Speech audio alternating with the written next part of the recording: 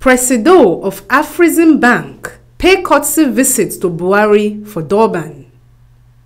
President and Chairman of Afrexim Bank will be the major sponsors of the Intra-African Trade Fair, Benedict Orama, pay courtesy visit to Presido Buhari for Durban. Buhari talks say Nigeria will continue to support good efforts to take spread the nation's economy through multilateral financing for enhanced socio-economic growth and development.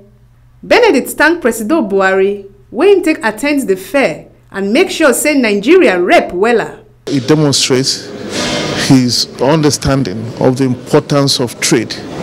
It demonstrates an understanding of how intra-African trade can help transform economy, that is the African economy, and of course the Nigerian economy. Nigeria is the largest economy in Africa.